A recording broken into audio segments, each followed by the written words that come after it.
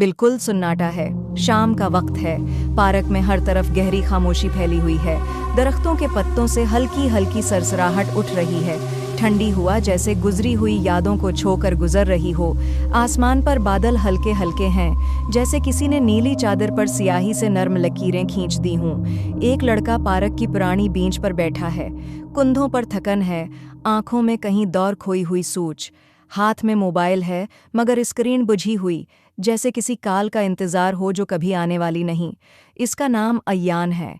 यही पार्क कभी उसकी पसंदीदा जगह हुआ करता था। कभी वो यहाँ हंसता हुआ आया करता था किसी के साथ। मगर आज यहाँ सिर्फ यादें हैं और एक गहरा सुकूत। अय्यान ने गहरी सांस ली। हवा के साथ एक अजीब सी महक उसके पास से गुजरी, रात और बारिश के बीच की महक। उसने गर्दन मोड़कर देखा। पार्क बिल्कुल खाली था।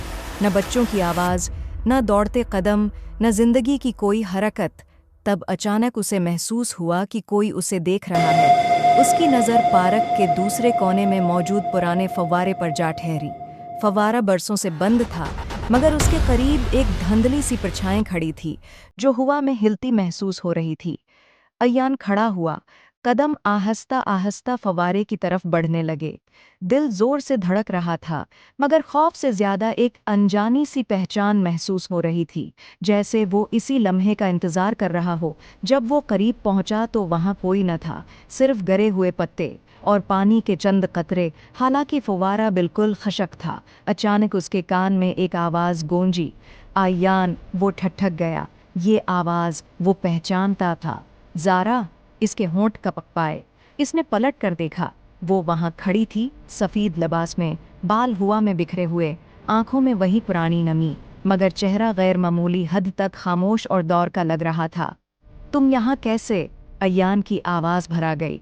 ज़ारा ने धीरे से कहा, तुम ही ने तो बुलाया था, हर शाम यहाँ बैठकर। अय्यान को सब याद आ गया। वो रोज़ इसी बेंच पर बैठकर उससे बातें करता था, खुद से, यादों से, उसकी तस्वीर से। ज़ारा 2 साल पहले एक हादसे में इस दुनिया से जा चुकी थी। ये मुमकिन नहीं। अय्यान पीछे हटा। तुम जिंदा नहीं हो सकते। ज़ारा ने एक कदम आगे बढ़ाया।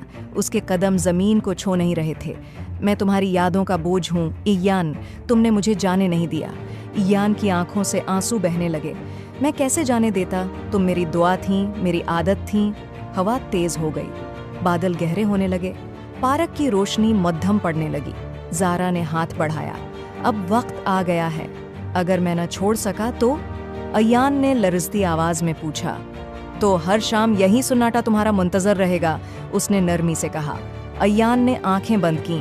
दिल के अंदर कुछ टूटकर ठीक होने लगा। उसने ज़ारा के हाथ को छुआ और आहिस्ता से छोड़ दिया। अलविदा, उसने कहा। जब उसने आंखें खोलें तो पार्क फिर खाली था। फव्वारा खामोश, बेंच पुरानी, हवा हल्की, मगर अय्यान के दिल से बोझ उतर चुका था। वो पलटा और पार्क से बाहर निकल गया। पीछे सिर्फ सन्नाटा रह गया और शाम आहिस्ता आहिस्ता रात में बदल गई।